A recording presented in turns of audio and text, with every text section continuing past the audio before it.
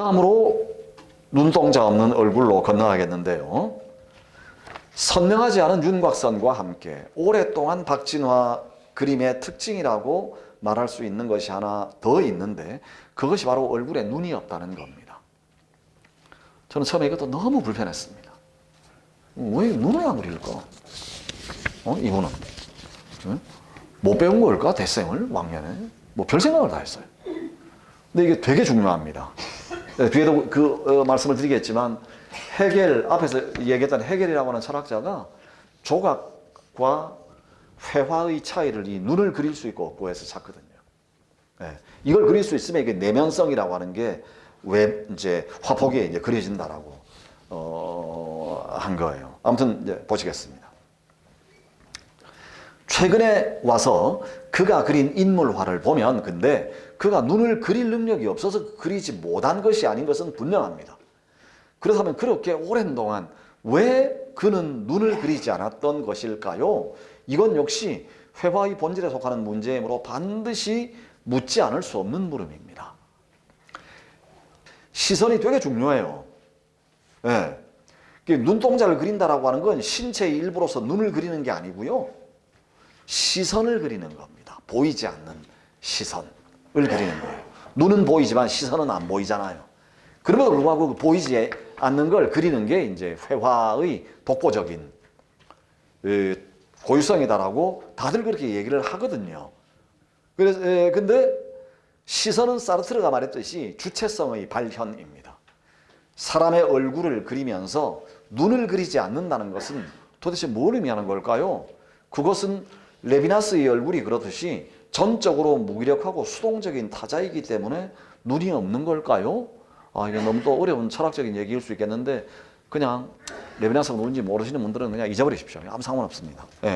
그래서 일본 괴기 뭐 민담에 자주 나오는 달걀 귀신 생각하시면 돼요. 아무것도 없는 거 있잖아요. 그 이름이 있었는데,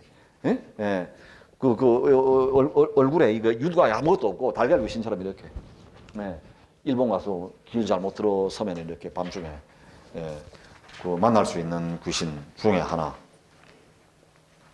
근데 레비나스라고 하는 철학자가 말하는 전적으로 무기력한 과부 거지 고아의 얼굴이 수동적인 무기력한 타자의 얼굴이다라는 겁니다. 그래서 제가 그럼 박사님 얼굴이 그런 거예요? 눈이 없으면 그런 무기력한 타자를 그리려고 한 거예요? 아니요, 아니다라는 겁니다. 눈 없는 얼굴이 레비나스의 타자가 아닌 것은 분명한데, 까닭은 박진화가 그린 사람들의 모습은 앞서 언급한 선역 또는 서편에서 보듯이 비록 윤곽이 흐릿하긴 하지만 견고한 주체성의 역동성 속에서 그려져 있습니다. 딴 것보다 이게 이렇게 신체의 어떤 구도, 특히 이 허벅지, 엄청나게 견고하게 대지에 발딛고 있는 인간으로 형상화되어 있습니다. 그렇다면 왜 화가는 눈을 그려넣지 않았을까요? 대답은 하나밖에 없는 것처럼 보입니다. 즉, 눈을 그려넣음으로써 화폭에 그려진 인물과 그 인물을 바라보는 관찰자 사이에 주체와 객체의 단절을 피하려 했기 때문이었을 겁니다. 만약 그림 속의 인물이 그 그림을 바라보는 관객을 또렷한 시선으로 바라보는 것처럼 그려졌더라면, 그 앞에서 관객은 마치 사르트르가 말한 것처럼 타인의 시선 앞에서 대상화되고 타자화되는 자리에, 이거 불쾌하고 불편한 자리예요, 사실은. 그런 자리에 놓였을 겁니다.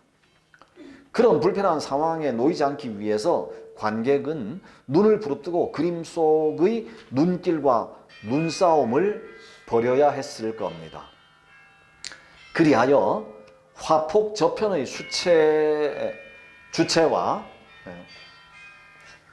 화폭 저편의 주체와 이 편의 주체가 서로 주체성의 자리를 놓고 다투는 일이 벌어질 수도 있었을 겁니다. 눈싸움 한다는 게 그거죠. 박진화는 충분히 주체적이고 역동적으로 그려진 인물의 얼굴에 눈을 그려넣지 않음으로써 그런 다툼이 일어날 여지를 없애버립니다. 그림 이편과 저편의 인물 사이에 어느 편이 일방적으로 주체이고 어느 편이 일방적으로 객체인가 하는 물음은 그래서 일어나지 않습니다. 그렇게 나와 너 사이에 누가 주체이고 누가 대상인지가 중요하지 않게 되는 순간에 너와 나의 만남이 일어납니다. 그 만남 속에서 그림 속의 너와 바라보는 나는 일면적 주체, 일면적 대상이 아닌 서로 주체입니다.